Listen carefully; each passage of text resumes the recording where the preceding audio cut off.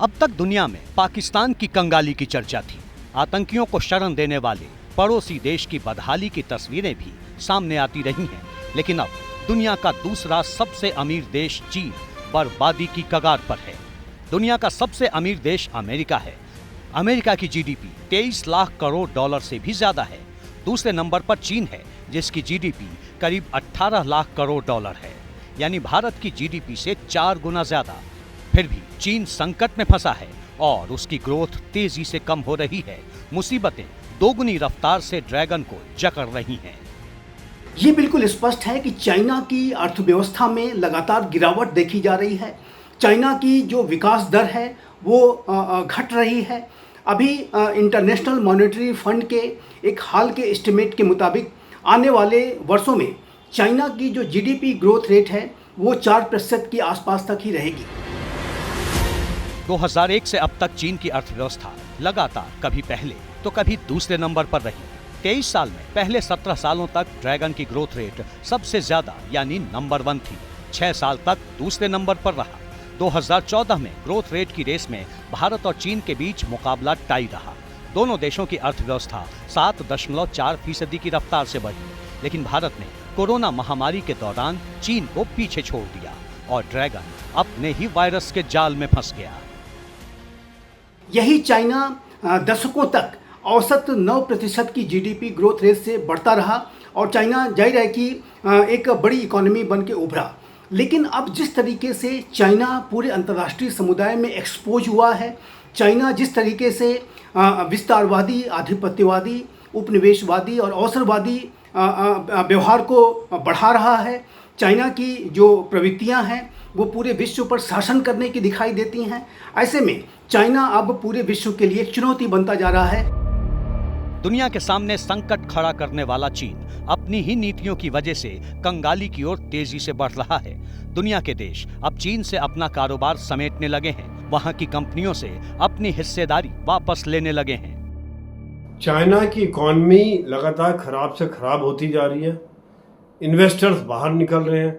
In fact साल के शुरू में दुनिया को लगा कि चाइना की इकॉनमी अच्छा करे, काफ़ी इन्वेस्टमेंट आया, पर पिछले 3-4 महीनों में बड़े बड़े इन्वेस्टर्स ने काफ़ी पैसा निकाल लिया। शेयर मार्केट से काफ़ी पैसा निकल गया है और वहाँ पर एक मैन्युफैक्चरिंग कम हो गया, एक्सपोर्ट कम हो गया है और यही कारण है कि आज दुनिया घबरा रही है।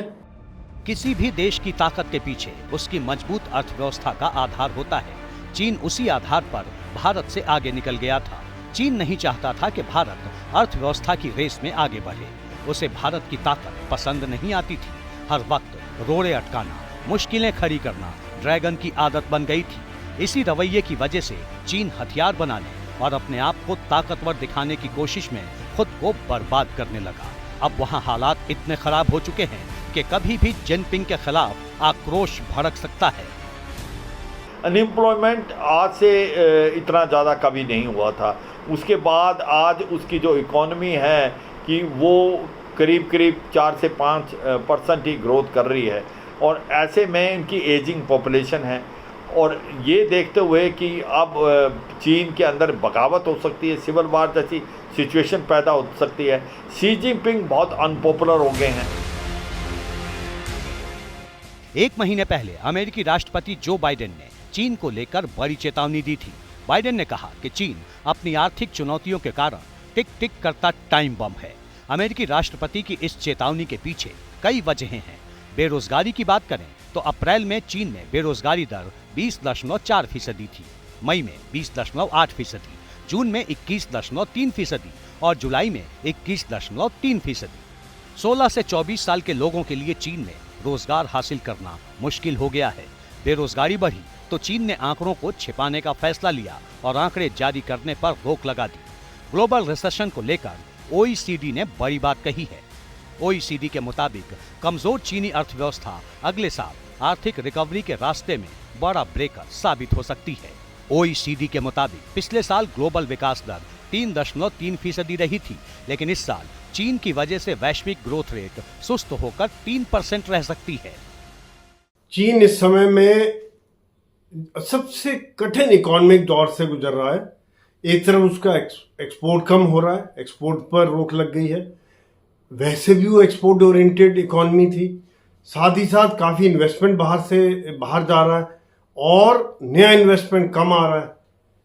यही कारण है कि वहाँ पर एक तरह से रियल एस्टेट फेल हो गया है, बाकी इकॉनमी की बुरी हालत है, डिफ्लेशन है। सवाल है, चीन बर्बाद क्यों हो रहा है? शंघाई में अमेरिकन चैम्बर ऑफ कॉमर्स के एक सर्वेक्षण के मुताबिक निवेश के लिए चीन अब सबसे पसंदीदा देश नहीं रहा। ड्रैगन की साख में लगातार गिरावट आ रही है। सर्वेक्षण में शामिल 325 कंपनियों में से 2/3 कंपनियों ने कहा कि उनकी चीन को लेकर रणनीति को बदलने की तत्काल कोई योजना नहीं, लेकिन सर्वे में शामिल 5 से ज्यादा कंपनियों ने कहा कि वे इस साल चीन में अपना निवेश कम कर रही हैं। इसकी मुख्य वजह अमेरिका चीन व्यापार संबंधों में अनिश्चितता और चीन की विकास दर धीमी रहने का अनुमान है। चाइना के अंदर अनेकों ऐसे कदम भी उठाए जा रहे हैं कि जिससे कि जो विदेशी कंपनीज के ऊपर जो वो शिकंजा कसने की कोशिश चल रही है।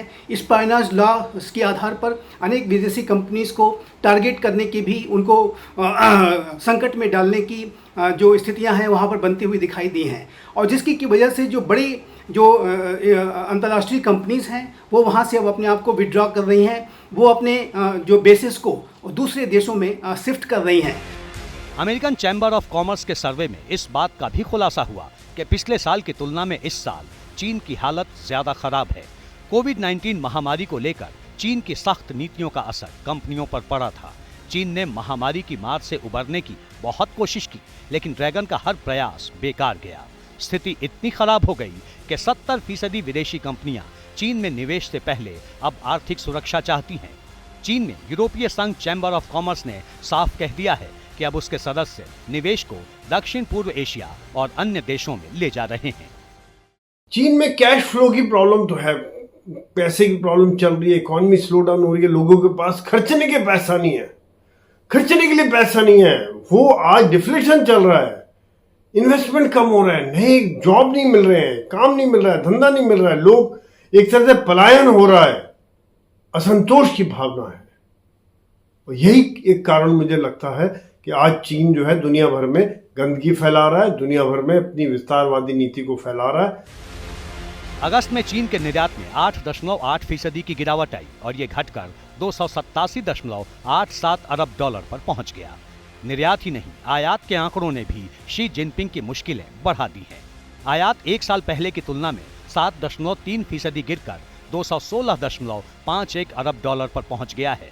चीन का ट्रेड सरप्लस घटकर अगस्त में 68.36 अरब डॉलर रहा, जबकि जुलाई में 80.6 अरब डॉलर था।